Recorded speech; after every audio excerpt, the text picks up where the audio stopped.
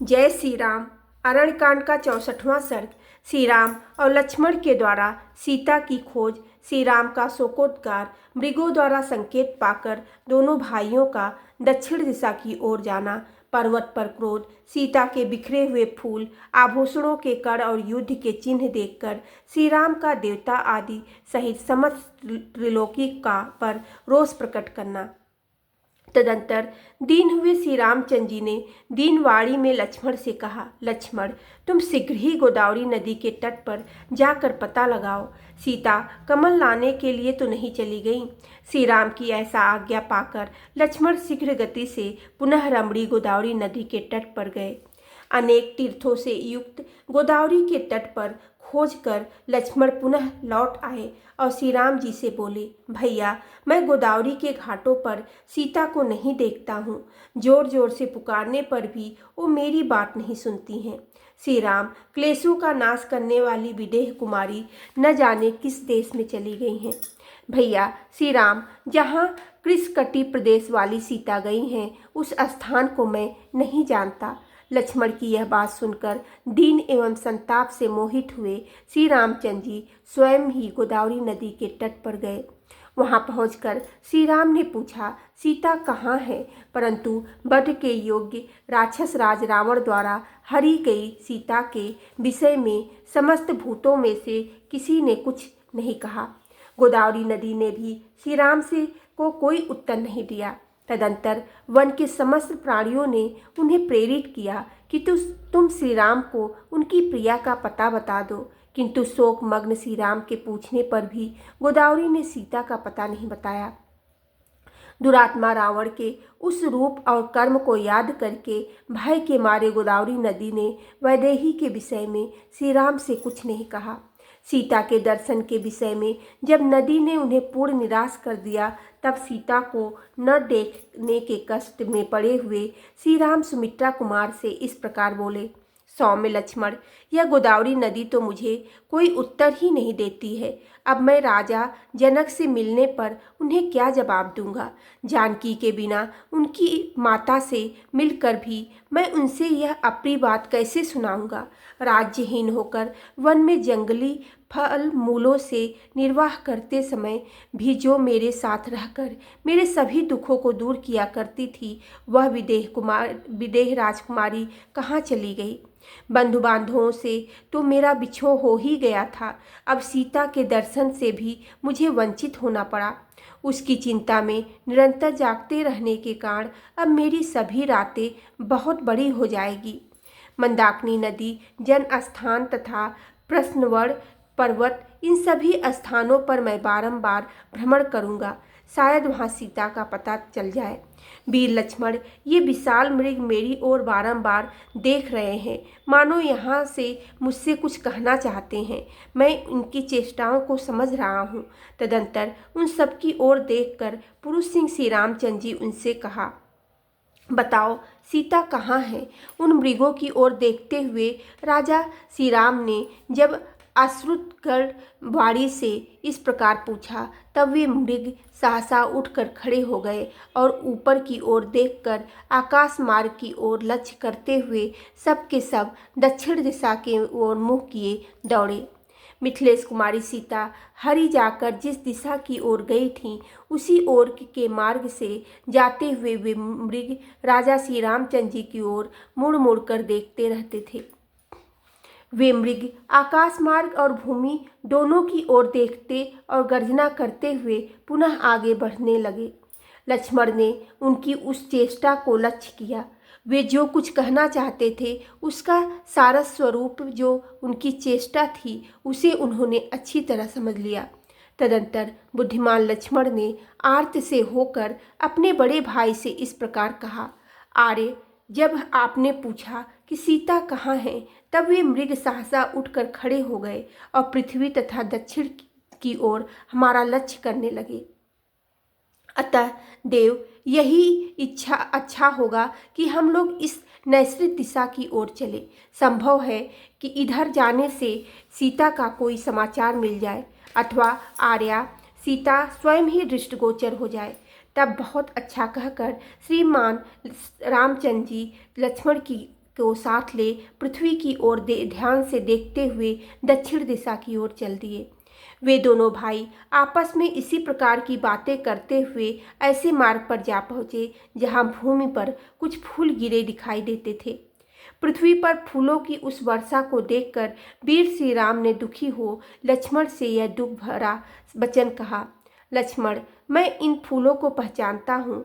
ये वे ही फूल यहाँ गिरे हैं जिन्हें वन में मैंने विदेह नंदिनी को दिया था और उन्होंने अपने केसों में लगा लिया था। मैं समझता हूँ सूर्य, वायु और यशस्विनी पृथ्वी ने मेरा प्रिय करने के लिए इन फूलों को सुरक्षित रखा है। पुरुष प्रवर लक्ष्मण से ऐसा कहकर धर्मात्मा महाभाव श्री राम ने झरनों से भरे हुए प्रसवण गिरी से कहा, पर्वतराज, क्या तुमने इस वन के रमणीय प्रदेश में मुझसे बिछुड़ी हुई सर्वांग सुंदरी रमणी सीता को देखा है? तदंतर जैसे सिंह छोटे मृग को देखकर दहाड़ता है, उसी प्रकार वे कुपित हो वहां उस पर्वत से बोले, पर्वतराज, जब तक मैं तुम्हारे साथ शिखरों का विध्वंस नहीं कर डालता हूँ, इसके पहले ही तुम उस कांचन की सी काया कांति वाली सीता का मुझे दर्शन करा दो।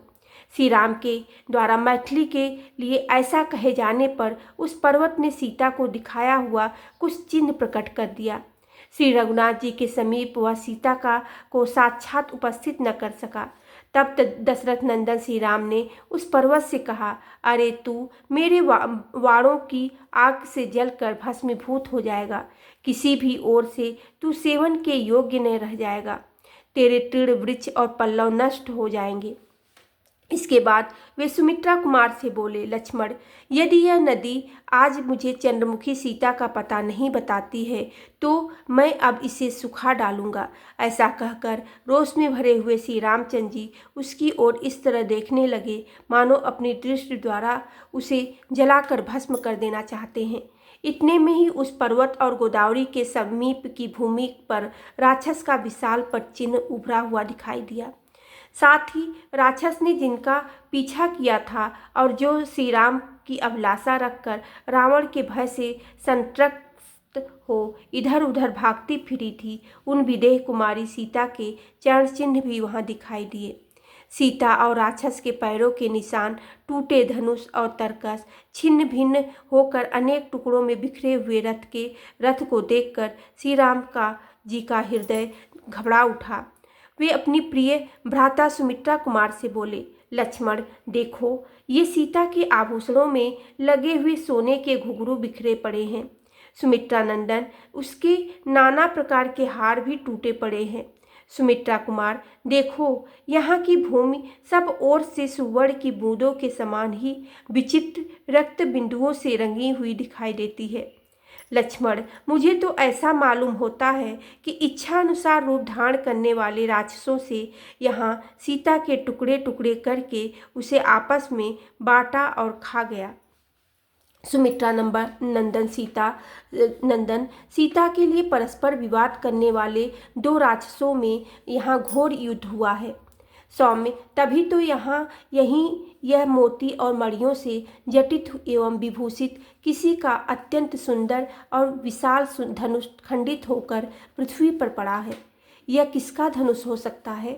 वर्ष पता नहीं यहाँ राक्षसों का है या देवताओं का। यह प्रातः काल के सूर्य की भांति प्रकाशित हो रहा है तथा इसमें वैदूर्य मणि नीलम के टुकड़े जड़े गए हैं।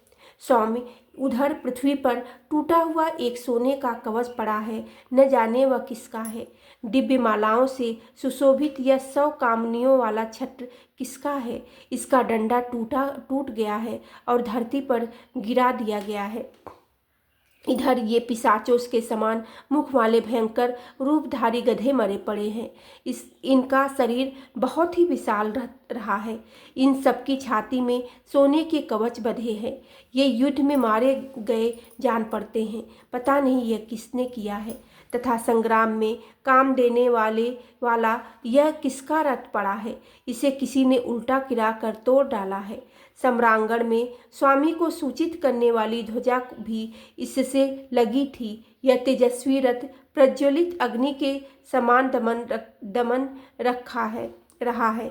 ये भयंकर बाढ़ जो यहाँ टुकड़े टुकड़े होकर बिखरे पड़े हैं, किसके हैं? इनकी लंबाई और मोटाई रथ के धुरे के समान प्रतीत होती है। इनके फल भाग टूट गया है तथा ये सुवर्ण से विभूषित है। लक्ष्मण, उधर देखो, ये बाड़ों से भरे हुए 2 तरकस पड़े हैं जो नष्ट कर दिए गए हैं। यह किसका सारथी मरा पड़ा है जिसके हाथ में चाबुक और लगाम अभी तक मौजूद है? सौम्य, यह अवश्य ही किसी राक्षस का पदचिन्ह दिखाई देता है। इन अत्यंत क्रूर हृदय वाले कामरूपी राक्षस के साथ मेरा वैर 100 गुना बढ़ गया। देखो, यह वैर उनके प्राण लेकर ही शांत होगा। अवश्य ही तपस्विनी विदेह कुमारी हर ली गई हैं, मृत्यु को प्राप्त हो गई हैं, अथवा राक्षसों ने उसे खा लिया है। इस विशाल वन में हरी हुई सीता की रक्षा धर्म भी नहीं कर सकता। सौम्य लक्ष्मण, जब विदेह नंदिनी राक्षसों का ग्रास बन गई अथवा उनके द्वारा हल ली गई और कोई सहायक नहीं हुआ, तब इस जगत में कौन ऐसा पुरुष है जो मेरा प्रिय करने में समर्थ हो? लक्ष्मण, जो समस्त लोगों की दृष्टि पालन और संहार करने वाले त्रिपुर विजय आदि शौर्यों से संपन्न महेश्वर हैं, वे भी जब अपने करुणामय स्वभाव के कारण चुप बैठे रहते हैं, तब सारे प्राणी उनके ऐश्वर्य को न जानने से उनका तिरस्कार करने लग जाते हैं। मैं लोकहित में तत्पर, युक्त चित्त, जितेंद्रिय तथा जीवों पर करुणा करने वाला हूँ। इसलिए ये इंद्र आदि देवेश्वर निश्चय ही मुझे निर्बल मान रहे हैं, तभी तो उन्होंने सीता की रक्षा नहीं की। लक्ष्मण, देखो तो सही, यह दयालुता यदि गुण मेरे पास आकर दोष बन गया, तभी तो मुझे निर्बल मानकर मेरी स्त्री का अपहरण किया गया है। अतः अब मुझे पुरुषार्थ ही प्रकट करना होगा। जैसे प्रायः प्रलय के काल में उदित हुआ महान सूर्य चंद्रमा की ज्योत्सना चांदनी का संहार करके प्रचंड तेज से प्रकाशित हो उठता है, उसी प्रकार अब मेरा तेज आज ही समस्त प्राणियों तथा राक्षसों का अंत करने के लिए मेरे उन कोमल स्वभाव आदि गुणों को समेटकर प्रचंड रूप में प्रकाशित होगा। यह भी तुम देखो। लक्ष्मण, अब न तो यक्ष, न गंधर्व, न पिशाच, न राक्षस, न किन्नर और न मनुष्य ही चैन से रहने पाएंगे। सुमित्रानंदन, देखना, थोड़ी ही देर में आकाश को मैं अपने चलाए हुए बाणों से भर दूंगा और तीनों लोगों में विचरने वाले प्राणियों को हिलने डुलने भी न दूंगा। ग्रहों की गति रुक जाएगी, चंद्रमा छिप जाएगा, अग्नि मरुतगढ़ तथा सूर्य का तेज नष्ट हो जाएगा, सब कुछ अंधकार से आच्छादन हो जाएगा। पर्वतों के शिखर मथ डाले जाएंगे, सारे जलाशय, नदी, सरोवर आदि सूख जाएंगे, वृक्ष लता गुल्म नष्ट हो जाएंगे और समुद्रों का भी नाश हो जाएगा। इस तरह मैं सारी त्रिलोकी में ही काल की विनाश लीला आरंभ कर दूंगा। सुमित्रानंदन, यदि देवेश्वराणय इसी मुहूर्त में मुझे सीता देवी को सकुशल नहीं लौटा देंगे तो मेरा पराक्रम देखेंगे। लक्ष्मण, मेरे धनुष की प्रत्यंचा से छूटे हुए बाण समूहों द्वारा आकाश के ठसाठस भर जाने के कारण उसमें कोई प्राणी उड़ नहीं सकेंगे। सुमित्रानंदन, देखो, आज मेरी नाराजों से रौदा जाकर यह सारा जगत व्याकुल और मर्यादा रहित हो जाएगा कि यहाँ के मृग और पक्षी आदि प्राणी नष्ट एवं उद्भ्रांत हो जाएंगे। धनुष को कान तक खींचकर छोड़े गए मेरे बाणों को रोकना जीव जगत के लिए बहुत कठिन होगा। सीता के लिए इन बाणों द्वारा इस जगत के समस्त पिशाचों और राक्षसों का संहार कर डालूंगा। रोष और अमूर्त पूर्वक छोड़े गए मेरे फल रहित दूरगामी बाणों का बल आज देवता भी देखेंगे। मेरे क्रोध से त्रिलोकी का विनाश हो जाने पर न देवता रह जाएंगे, न दैत्य, न पिशाच रहने पाएंगे, न राक्षस। देवताओं, दानों, यक्षों और राक्षसों के जो लोग हैं वे मेरे बाण समूहों से टुकड़े टुकड़े होकर बारंबार नीचे गिरेंगे। सुमित्रा नंदन, यदि देवेश्वरगढ़ मेरी हरी या मरी हुई सीता को लाकर मुझे नहीं देंगे तो आज मैं अपने सहायकों को मारने इन तीनों लोगों की मर्यादा से भ्रष्ट कर दूंगा। यदि वे मेरी प्रिया विदेह कुमारी को मुझे उसी रूप में वापस नहीं लौटाएगा तो मैं चराचर प्राणियों सहित समस्त लोकी को का नाश कर डालूंगा। जब तक सीता का दर्शन न होगा तब तक मैं अपने सहायकों के समस्त संसार को संतृप्त करता रहूँगा। ऐसा कहकर श्री रामचंद्र जी नेत्र क्रोध से लाल हो उसे हटाने उसे हो लाल हो ओठ फड़कने लगा। उन्होंने बलकल और मृग चर्म को अच्छी तरह कसकर अपने जटाधार को भी मान लिया। उसमें क्रोध में भरकर उस तरह संहार के लिए उद्यत हुए भगवान श्री राम का शरीर पूरी काल में त्रिपुरा का संहार करने वाले रुद्र के समान प्रतीत होता था। उस समय लक्ष्मण के हाथ से धनुष लेकर श्री रामचंद्र जी उसे दृढ़तापूर्वक पकड़ लिया और एक विषधर सर्प के समान भयंकर और प्रज्वलित बाण लेकर उसे उस धनुष पर रखा। तत्पश्चात शत्रु नगरी पर विजय पाने वाले श्री राम प्रलय अग्नि के समान कुपित हो इस प्रकार बोले, लक्ष्मण, जैसे बुढ़ापा, जैसे मृत्यु, जैसे काल और जैसे विधाता सदा समस्त प्राणियों पर प्रहार करते हैं किंतु उन्हें कोई रोक नहीं पाता है, उसी प्रकार निसंदेह क्रोध में भर जाने पर मेरा भी कोई निवारण नहीं कर सकता। यदि देवता आदि आज पहले की ही भांति मनोहर दांतों वाली अनिक्त सुंदरी मिथिलेश कुमारी सीता को मुझे लौटा नहीं देंगे तो मैं देवता, गंधर्व, मनुष्य, नाग और पर्वतों सहित सारे संसार को उलट दूंगा।